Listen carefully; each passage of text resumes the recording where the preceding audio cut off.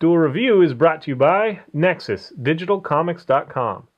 On today's Duel Review, it's The Wrong Guy. I'm RJ. And I'm Nick. Let's get to it.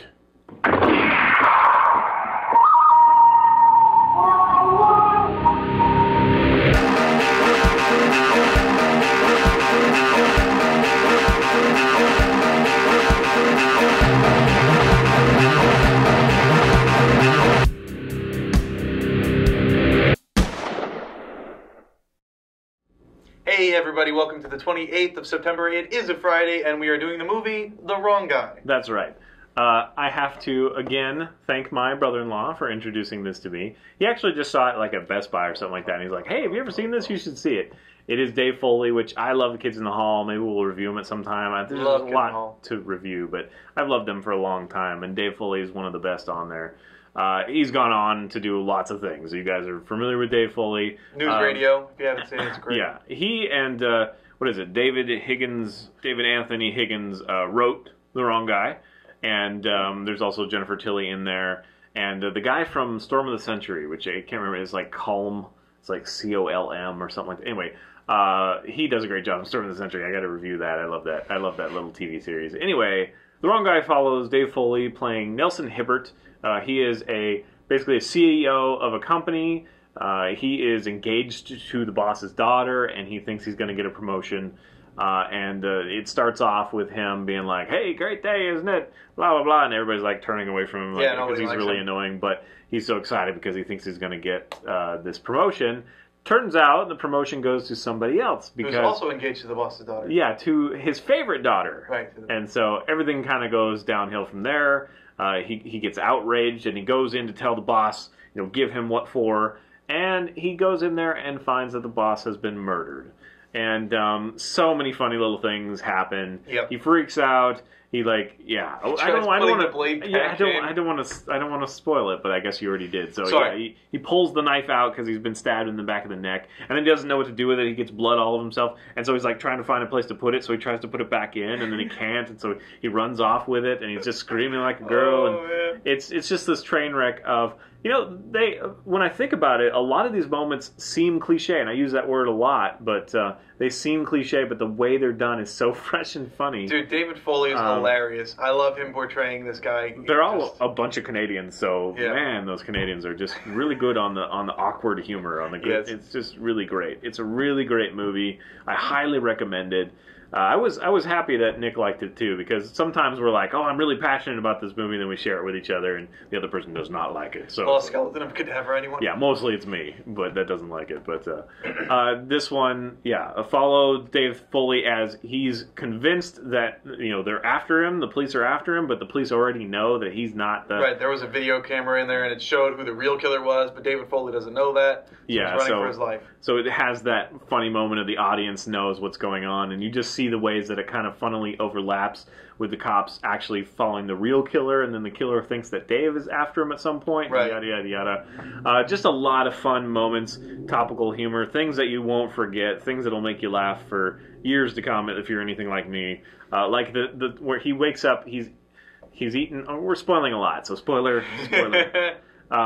He eats this tainted ham because he's really hungry, and he doesn't know it's tainted. It just says ham. He's hitched a ride on a train. Right. So he grabs a couple hams. Well, a couple by like 14, which is still silly. But anyway, so he has to be, taken to the hospital, has a stomach pump. When he wakes up, they say, "What is your name?" And he thinks he's on the lam, so he has to come up with a name really quick. So he looks around the room, and it's just so funny what he comes up with.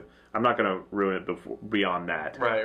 And then later that comes up where he's learned his lesson, and so they ask, "What's your name?" And he's like looking around trying to find something, but the only thing he finds is completely ridiculous, so he just tells them his real name. Right. So also in the hospital, I like with a bit about the clothes.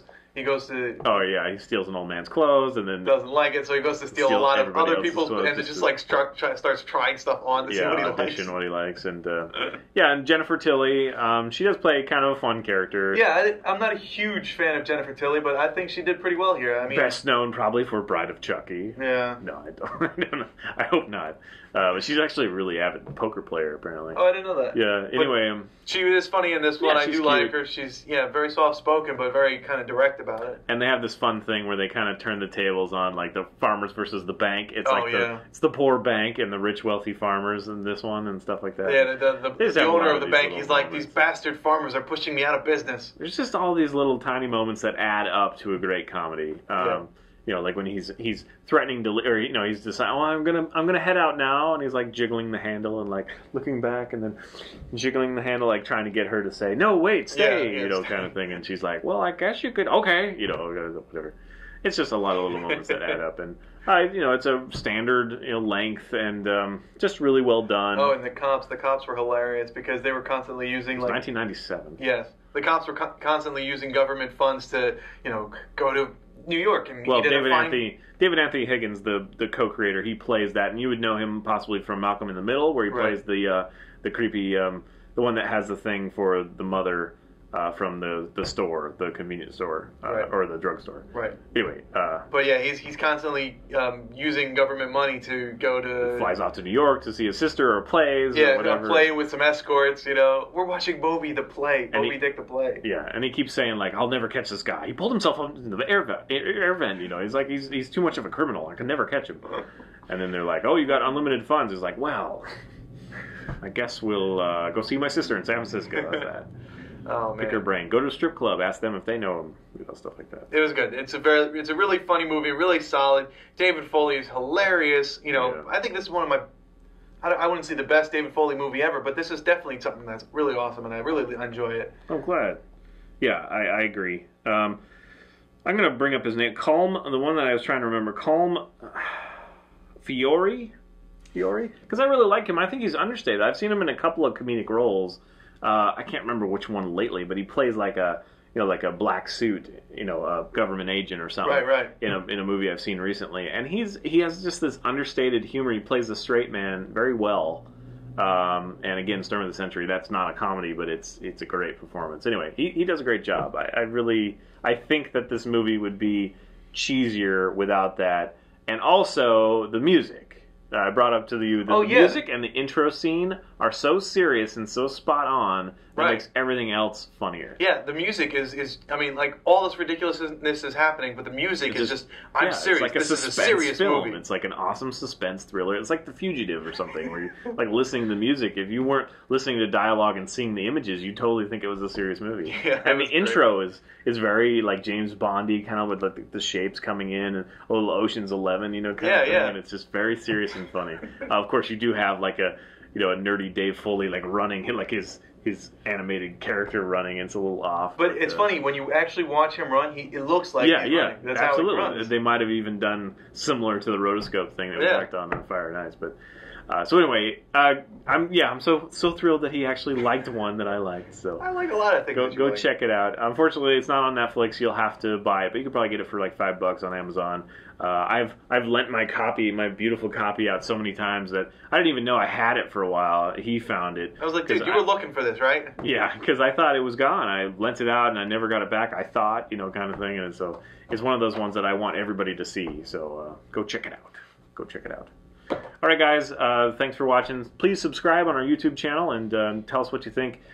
Check out our fun playlists. Game Lab's been a lot of fun. Fover and Moonflower are great. Thank you. And please leave comments. We love comments, and you can help support us and our new digs by buying our wares at spiderwolf.com. That's right. Please. T-shirts, card games, short stories, art prints, and more. Yay! All right, guys. We'll see you tomorrow. Bye-bye. Yes! Oh. I am on a roll this week. You're on a roll.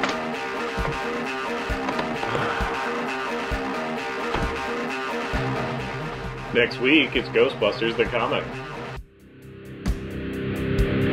That's why you have to buy things new, so you don't ever get stickers on shit. Yeah. Bastards. Sticker happy frickin' bastards. It's like, oh, hey, it says the name of the actors, and it's got a nice face on there. Let's cover it up with a sticker. And then they have like 4 different stickers. They literally have 3 different stickers on here. Just have one sticker that gives the price. And have it down here or something. Ridiculous.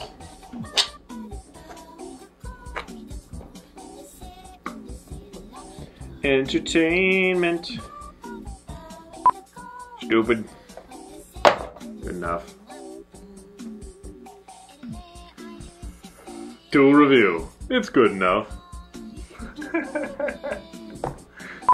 Wait for it. Wait for... Ka-chow!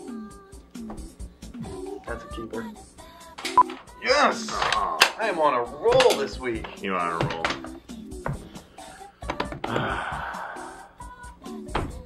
I was trying to think of a fun like sandwich joke, but it would just creep me out. I'm on a roll. I'm on a roll. Butter. Wait, it's a male. Ew, ew, don't say butter, especially after fine arts, man.